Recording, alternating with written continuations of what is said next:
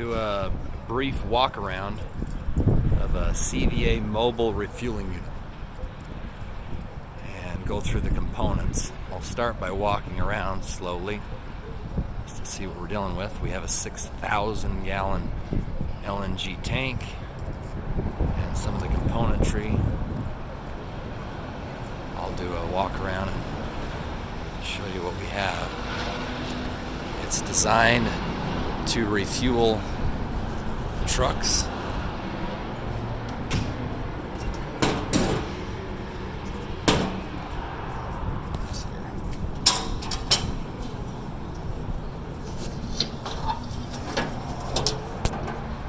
Sorry for the video. Okay. This is all the fueling equipment. An operator side. This is containment. The diamond plate is designed for containment. We have a generator. Should it need to run without shore power, we recommend it be plugged in to shore power, and it operates much better when on shore power, but it can run on a generator, which the generator runs off of the natural gas vapor from the tank itself. So it's self-contained, fully operational.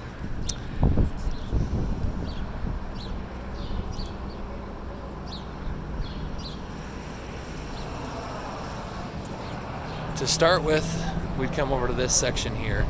There's a switch you can see, and right now it hits turn to shore power.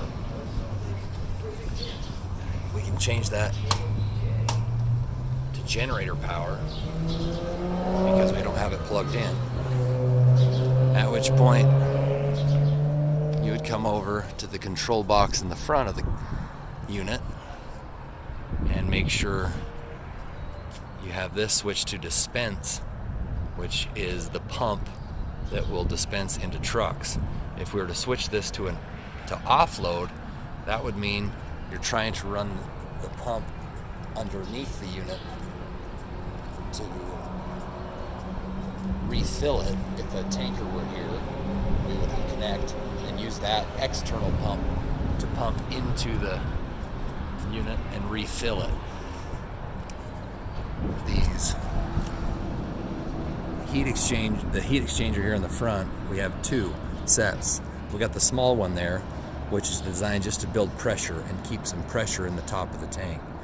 Or we have the bigger, call it a saturation coil, because it's designed to actually circulate the liquid and heat it up or saturate it to a certain temperature or pressure. Anyway, to start with, we would go to turn it on. You can see the lights on. We're waiting now as it checks all the safety systems will turn on, namely that little box up there, a methane detector. After a few minutes you'll hear a click and this light will say area safe. It's doing a safety check to make sure all the e-stops are not pushed in. There are multiple e-stops around the unit. You heard the click. Now we have the area safe light on, at which point, since we're on generator mode, we would hit the generator button and it should start automatically. I may not have it turned on, but the generator would then start and go through another cycle to power up all of the controls, including the pump control, the VFD.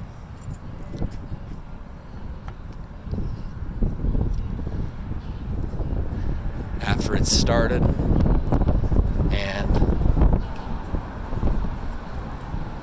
all the controls in the front control panel are operating, the operator would then come back to the rear cabinet and have a screen which has messages for the operator on when it's ready to begin fueling a truck. To fuel a truck, we have a nozzle, JC Carter nozzle. Oh, dropped my phone. Gotta get it off there. There we go. You got a JC Carter nozzle, and a receptacle on the truck would look just like that.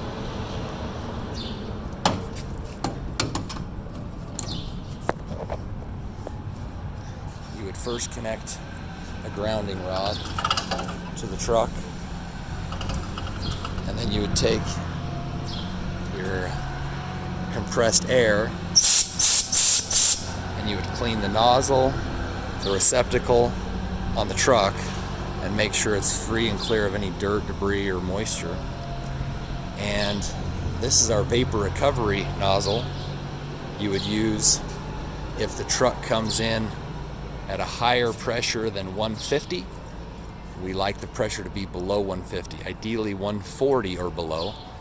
And if it comes in higher than 150, we would use this nozzle to vent the truck pressure back to the tank. After that's complete, you would connect the nozzle like you see here. You would come to your controls. You hit start. The first time you hit start, the system will go through a cool down process where the pump turns on and starts to circulate liquid through those valves and that plumbing to cool down all the external piping. Once it's cooled down, it takes 10 or 15 seconds. It will give you a message that says, hey, it's ready, it's cold, at which point the operator would hit start again, and the system would then start to dispense through the hose into the truck. All the safety features, another methane detector you can see is on and reading 0, and the e-stops are located on each side. One over there, one over there. In the event of a need to stop in an emergency, there's another e-stop.